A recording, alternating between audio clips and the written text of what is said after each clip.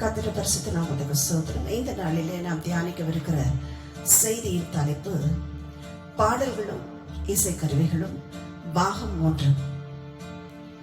இந்த பாடல்களும் இசைக்கருவிகளும் அநேக மாற்றங்களை ஜனங்களுக்குள்ள ஏற்படுத்தினது என்று சொல்லி நாம் பார்க்கிறோம்.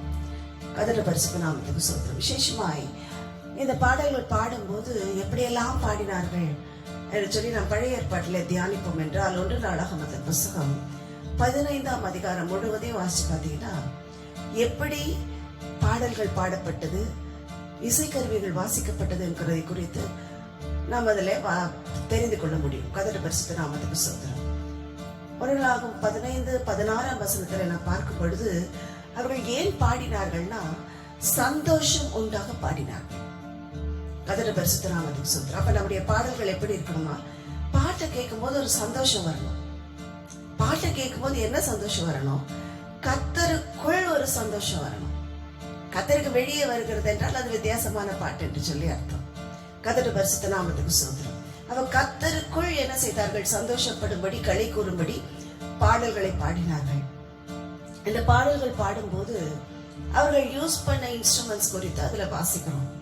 அவங்க என்னெல்லாம் யூஸ் பண்ணாங்க அப்படின்னு பாத்தீங்கன்னா பஞ்சலோக கைத்தாளங்களை யூஸ் பண்ணாங்களாம். 19ஆம் வசனத்துல வாசிக்கிறோம். பஞ்சலோகம் என்றால் 5 விதமான உலோகங்களால் செய்யப்பட்ட கைத்தாளங்கள்.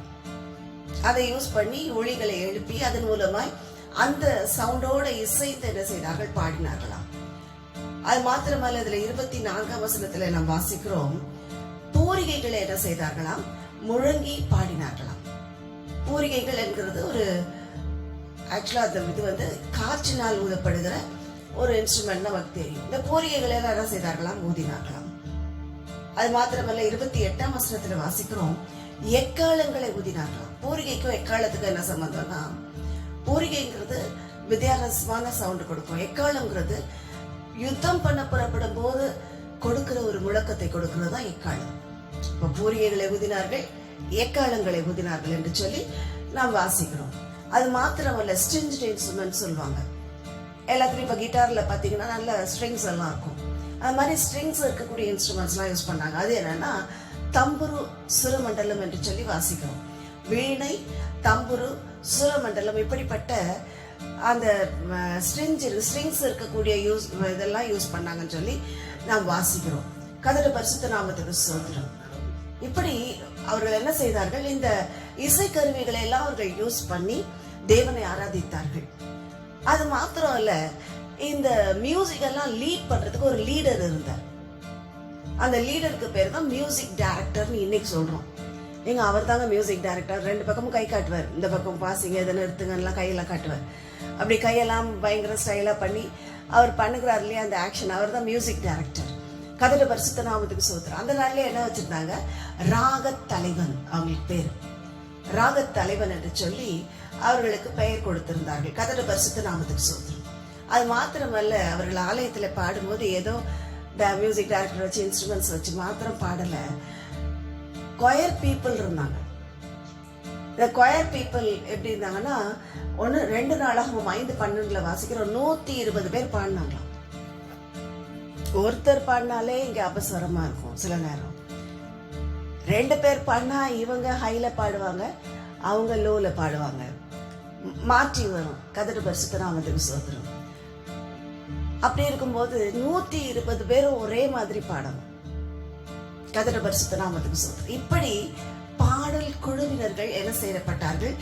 ட்ரெயின் அப் பண்ணி கொண்டு வந்து நிறுத்தினாங்க. ஏதோ கொண்டு வந்து நிறுத்தல, ட்ரெயின் அப் பண்ணாங்கன்னு சொல்லி வாசிக்கிறோம். அதை எஸ்ரா புஸ்தகத்திலையும், எஸ்ராவுடைய எழுதப்பட்டதான தீர்க்க தரிசன புஸ்தகத்திலையும், நெகேமியாவின் புஸ்தகத்திலையும் வாசி பார்த்தீங்கன்னா அவங்களும் அந்த மியூசிக்கல் இன்ஸ்ட்ருமெண்ட்ஸோட இந்த கொயர் பீப்புளை ட்ரெயின் அப் பண்ணாங்க. அவங்களை ட்ரெயின் அப் பண்ணது இதுக்காகவே அவங்க பாடுறதுக்காகவே அவங்களை ஏற்படுத்தினாங்க. அது மாத்திரமல்ல, அவர்கள் பாடுகிறதற்காக ஏற்படுத்தப்பட்டதற்காக அவர்களுக்கு படிகளை கொடுத்தார்கள் என்று வாசிக்கிறோம். அப்படின்னா என்ன அர்த்தம்னா, அவங்களுக்கு வேண்டிய பணத்தை கொடுத்தாங்க. அவங்க எப்படி சாப்பிடுவாங்க? முழு நேரம் பாட்டு, ஸ்தோத்திரம், துதி இதுக்கு ட்ரெயின் அப் பண்ணிக்கிட்டே இருக்கும்போது அவங்களுக்கு சாப்பாடு எப்படி?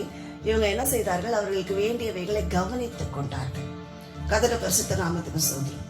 இப்படி பழைய ஏற்பாட்டு புத்தகத்திலே நாம் எப்படி பாடல்கள் இயற்றப்பட்டது, எழுதப்பட்டது, இதையெல்லாம் பார்த்து கொண்டு வருகிறோம். கர்த்தருடைய பரிசுத்த நாமத்துக்கு ஸ்தோத்திரம்.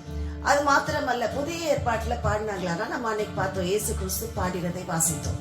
ஸ்தோத்திர பாடல்களை பாடிக்கொண்டே அவர் என்ன செய்தார், ஒலியூர் மண்டையிலே கடந்து போனார் என்று வாசித்தோம். அதுக்கு பிற்பாடு பாத்தீங்கன்னா அப்போஸ்தலனாகிய பவுல் சிறைச்சாலையில் அடைக்கப்பட்ட போது தலையிலாய் தொங்கிக் கொண்டு பாட்டு பாடுறார்.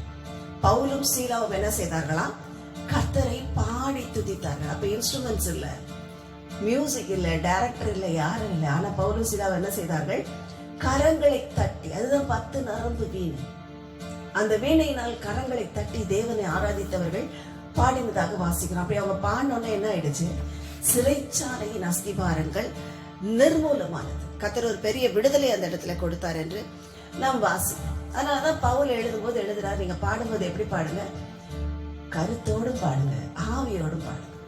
சில பாட்டுல கருத்தே இருக்காது, அந்த பாட்டு வேஸ்ட். சில பாட்டுல ஆவியே இருக்காது, அதுவும் சினிமாட்டிக்கா இருக்கும். கர்த்தர் பரிசுத்தம் அவருக்கு சொல்ற. அப்ப ரெண்டும் இல்லாம ஆவியோடும் பாடுவேன், கருத்தோடும் பாடுவேன் என்று சொல்லி நாம் கர்த்தரை ஆராதிக்க கர்த்தர் நமக்கு உதவி செய்வாராக. அது மாத்திரமல்ல, இன்ஸ்ட்ருமெண்ட்ஸே தேவையில்லைன்னு சொல்ற சில ஊழியங்கள் உண்டு. அப்படியும் அல்ல, நம்ம இன்ஸ்ட்ருமெண்ட்ஸ் யூஸ் பண்ணலாம், அதையும் ஒழுங்கும் கிருபவுமாய் கர்த்தருக்குள் நாம் யூஸ் பண்ணும்போது கர்த்தர் நம்மை ஆசீர்வதிப்பார், அதில் அவர் பிரியப்படுவார். ஆமென். கர்த்தர் நம்மை ஆசீர்வதிப்பாராக. ஹல்லேலூயா.